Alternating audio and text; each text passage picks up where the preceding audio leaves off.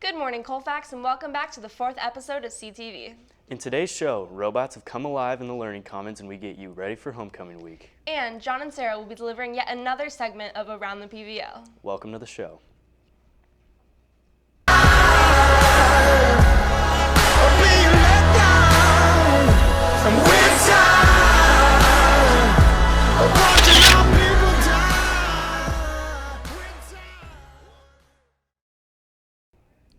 College night was last Thursday, and many Colfax students took advantage of the opportunity to talk to nearly 100 different colleges in preparation for making their post-secondary plans come to life. But also in college prep news, the senior UNR trip has been postponed and has been rescheduled for October 19th. Next, we have reporter David Martinez with camera op Jordan Hill on a new exclusive look into the new robotics program. New to Colfax this year is the Robotics Enrichment Program, every Monday in the Learning Commons. We talked to program leader Maxx Wolff about why Colfax students should give robotics a try. Students should check out the program because it's something they may not have ever had access to before, and programming with robotics is something a little bit different that students may not have seen, and it's a lot of fun to make the robot move and make noises, and if you are finished with your work in other classes, it would be a good thing to do to come in and try it out. Feels really satisfying finishing a robot and actually seeing it work the way you wanted it to and programming it to do what you want. So it's really satisfying and just fun to do. And I just like having the opportunity to turn students on to robotics and programming. Maybe people who've never done it before think they wouldn't like it. Maybe they might find that they do like it. The Robotics Enrichment Program is a fantastic, creative outlet for Colfax students that really want to get involved with something new, and we hope you'll give it a try. Signing out with camera op and editor Jordan Hill and reporter David Martinez. I have to step up my game in a few classes so I can go check out those robots. And just today, CTV was informed that Mr. Devine will provide access to the robots every day so students can go add on to what they were doing on Mondays, or just come in and check out an incredible opportunity to learn something new. Sports are always fun to follow, and knowing the ins and outs of what's going on in the PVL makes it even more exciting. So let's throw it over to Sarah and John in the CTV Sports Studio for this week's Around the PVL. Hey there, Colfax, and welcome back to CTV Sports. We start off with our segment Around the PVL, and later we'll send you back to the desk for homecoming preparation. Today is the first day of league for the Falcon football team. They will travel to Foothill High School to take on the Mustangs, who are coming off a 4-1 preseason and averaging 60 points per game. This will be the ultimate test of pressure for my teammates and I, as we're hoping to continue our undefeated streak and lock in now when it really counts. And before we forget, John, next week is the homecoming game against Marysville. Falcon Empire, let's show Marysville what a nest really looks like and have record numbers packed in the student section, as it is, in my opinion, the most exciting game of the season. Also happening in the PVL is our cross-country team putting up big numbers. So far, our runners have been repping Colfax well with several meets under their belt and heading into the Truckee Invitational tomorrow. The volleyball team swept Lyndhurst and Foothill in 3 easy sets on Monday night, keeping their first place mark in the PVL. Bear River, the top competitor for that title spot, is still proving their presence is not to be overlooked just yet after beating both Center and Lyndhurst in this week's matches as well, while other teams in Marysville and Foothill duke it out to prevent from getting the bottom slot of the PVL leaderboard. Girls golf is once again fighting strong out there on the course, taking second place against Bear River in their past match on Tuesday, but looks to keep pushing into the playoff part of their season. Our golf team just keeps impressing and representing Colfax well. As we are coming to the end of yet another CTV sports show, we send it back to the desk to prepare you for all things homecoming next week. I'm Sara Detwiler. And I'm John McCann, and we'll see you next week, Colfax. Thank you, John and Sarah, for keeping the Falcon Nation up to speed with all the sports action. Homecoming week is just around the corner, and we have plenty of spirit days planned for you, including the Color Rally.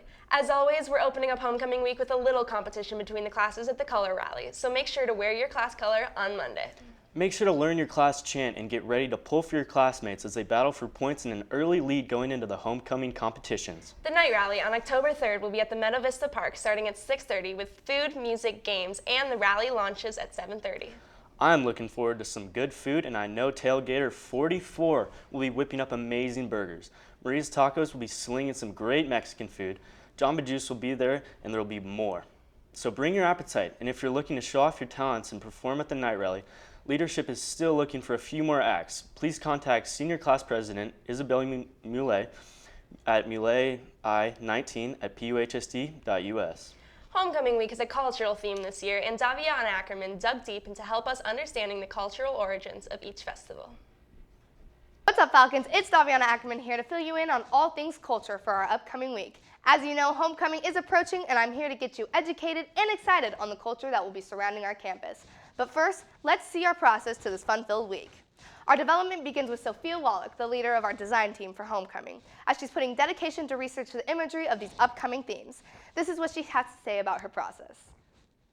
My thought process when I wanted to create the backdrops for the dances was I wanted to represent each culture and all of its beauty. I wanted each class to be proud of the culture for the festival that they represent. I hope that the murals in a way increase the school spirit. And to create these murals and come up with ideas, I went online and researched a bunch of pictures of the festival so I could see what it was like in real life.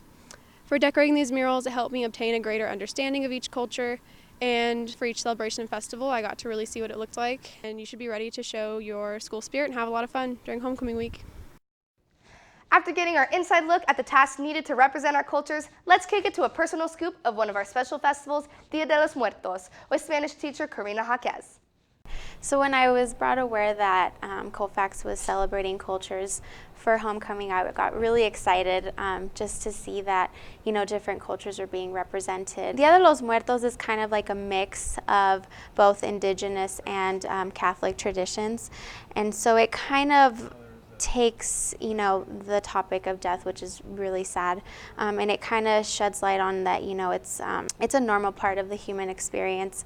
It's something we all go through, so it kind of gives it more of a positive light rather than just, you know, making it sad, making it something like, you know, to celebrate and honor those that have passed on and are no longer with us. It's not just celebrated in Mexico, it's celebrated throughout all of Latin America, and it's celebrated differently depending on the traditions of that area, the customs. It's something that's celebrated, you know, all throughout, but in different ways. I think it's really important to celebrate all kinds of different cultures so that we can learn to understand each other, because there's a lot of things that we don't know about each other, and that helps us understand each other and be able to appreciate different cultures, and it helps us kind of you know, come together and build stronger communities, you know, not just a school but a community and a country overall. Thanks, Senora Jaquez, for enlightening us with details and history of the festival. Now that we've been educated on the importance of the celebration of culture, let's get into the other classes' homecoming themes. Starting with our freshman's theme, Chinese New Year. It is unclear when exactly the celebration of the New Year began in China, but the celebration is said originated from around 1122 BC. New Year celebrations are officially established as the first day on the first month of the traditional Chinese calendar. According to legends, the beginning of the Chinese New Year started with a fight against a mythical beast called the Year. The Year looked like an ox with the head of a lion and was believed to inhabit the sea. On the night of New Year's Eve, the Year would come out to harm animals, people, and their properties. Eventually, people discovered that the Year feared the color red, fire, and loud sounds. Therefore, for self-protection, people launched fireworks and hung lanterns at year's end. During Chinese New Year, important preparations and traditions are New Year's Eve dinner, a house cleaning, which discards the old and welcomes the new, and decorating in red, lanterns, and paper cutting. Next theme is our sophomores festival, Carnival. Carnival is a Catholic event by origin, but is also rooted in European pagan traditions. Originally, Carnival was a food festival because it was the last time to eat before Lent, a period of fasting starting on Ash Wednesday. Legend says the word carnival was derived from the Latin expression carnivale, which translates to farewell to the meat. These unique characteristics of Brazilian Carnival are rooted from a cultural clash between the Portuguese and the Africans. They brought the festival from Europe and the cultural rhythm and dances from Africa to create not only this amazing festival, but the invention of the samba. Fundamentally, Brazilian Carnival is the concept of pretending social norms are turned upside down. During Carnival in Brazil, your options are limitless, so sophomores, I hope to see you in exotic costumes and glittered out, rocking this vibrant culture. Similar to that, we have our juniors theme, Mardi Gras. Much like Carnival, Mardi Gras is a Christian holiday celebrated in many countries around the world, mainly those with large Roman Catholic populations. It was created by religious leaders to incorporate their faith in the first New World's culture. First celebrated on March 3rd, 1699, after explorers colonized to modern-day New Orleans, this festival is celebrated the day before the religious season of Lent, which is the 40 days of fasting between Ash Wednesday and Easter Sunday, which are other Catholic holidays. The origin of the word mardi is the French word for Tuesday, and gras means fat.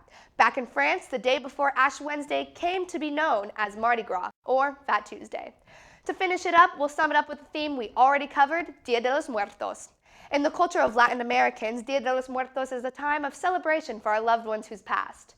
This festival in Hispanic culture started in the 16th century by Aztecs as a time for sacrilegious rituals, which later evolved into a celebration of colored, loved ones' favorite items, and an opportunity for the family to grow closer. These festivals include religion and a base for their foundation. So as we celebrate, let's pay our respect and carry the tradition. Thank you for sticking with me on this cultural experience. I'm Daviana Ackerman, wishing you luck in the upcoming week. Tuesday will be the classic PJ day where you can roll straight out of bed, bring a pillow, blanket, and roll in for a pancake breakfast while watching cartoons before school.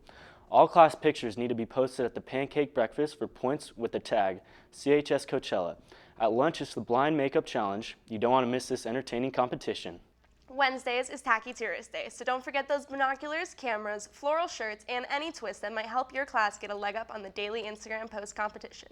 At lunch, cheer for your class in the race around the continents. Thursday is Retro Day, so make sure to raid your parents' closet and deck out in all the styles of the past. Grunge, disco, mod, 80s, so many options for this spirit day. And don't forget, at lunch, it's the retro video game competition for class points. And last but not least, we bring it all back together with a Green and White Friday. And at the Green and White Rally, the freshmen seniors are white and the sophomores and juniors are green. Right after the rally, it's the annual tailgate. $5 gets you 2 hot dogs and a drink and chips. There will be games, face painting, sign making, snow cones, and much more. And after an amazing week, it all wraps up with the class performances, royalty, and the showdown between the Colfax and Marysville in Marston Stadium.